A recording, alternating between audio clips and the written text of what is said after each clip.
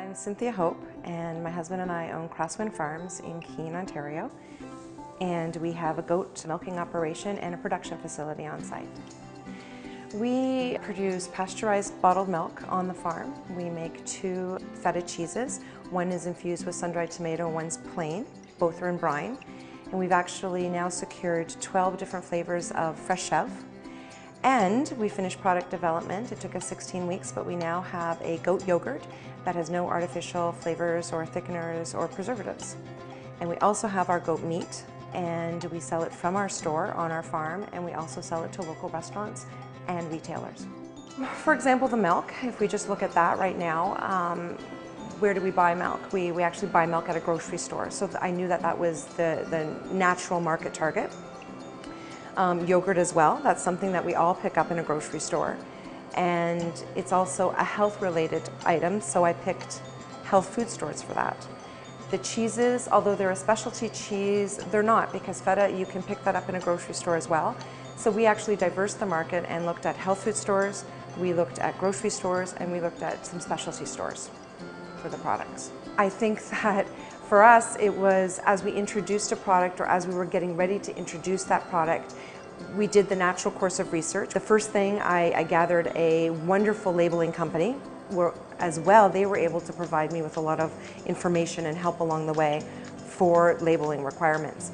What we did do though with our milk when we first got it into the store, we did sort of a 6-week pilot project to see, is it going to sell? Do people want, and I knew they wanted it from the market, but were they willing to buy it at a store?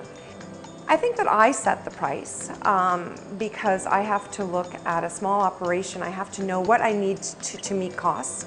So I just streamlined everything to know what are my costs per liter or per container, and then I'm able to come up with a wholesale price, an institutional price for the restaurants, as well as a retail price. So it's just sort of looking at the cost to make the product and knowing where that product is with other retailers and other competitors and try to set something that's going to work.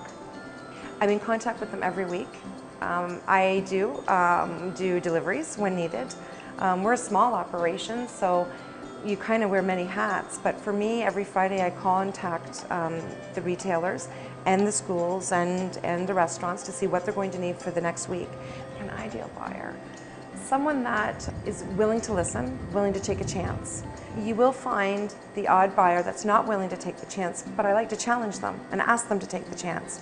A lot of buyers will ask for guaranteed sales, and being a small producer and a farmer, we just financially can't take on that risk, and so we explain why. But then we compensate it by saying, well, these are the terms, we can be flexible, we can do the demoing, we can give you a product that you can demo. And I think just flexibility. But yeah, just if you get a buyer that has any resistance, you just have to work with them. We actually service quite a few restaurants, and we have 2 restaurants that buy our meat, only because that's all I can keep up with. But the rest of them purchase all of our dairy products, just depending on what kind. We have, for example, Rare Grill House is an upscale specialty restaurant, and he purchases the milk and the fresh chèvre for his menus. He picks the milk and makes fresh ice cream for dessert, so a very different approach than perhaps the Night Kitchen that we sell to. They get 20-kilo pails every week of feta, and that's predominantly for pizzas. So each one of them have a niche market, and we're able to look at what they provide and to see where our product fits in with them. My name is Brad Watts. This is my restaurant Rare that I own with my wife Katie in Peterborough, Ontario, Canada.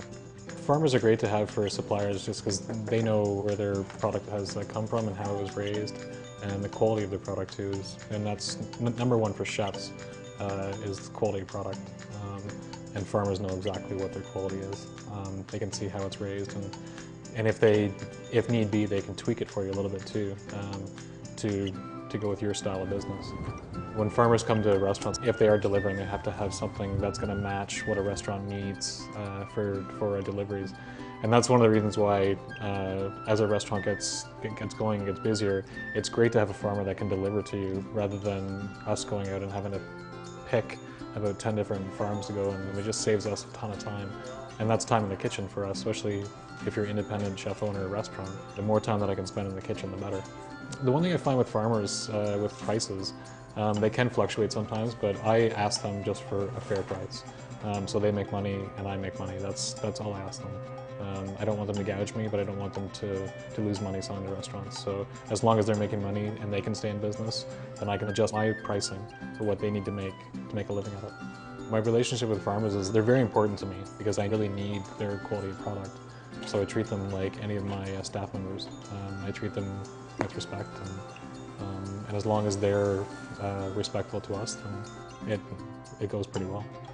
I find I tend to latch on to farmers that are always pushing new things and like trying new stuff. Like how Cindy grew her business. She was like, well, I'm going to try this next, and would you like to try this? I always like farmers that are pushing what they're doing and not staying stagnant. And clean products are huge for me because I can't process them fast enough here because our kitchen's tiny. So if they can clean it, that's a big thing for me. And that makes me want to use them too. Like I have a new lettuce farmer that grows spinach and Miner's lettuce throughout the winter for us. And he brings it and it's spotless. Quality is number one, price is number two, and then amount is number three. But quality is number one.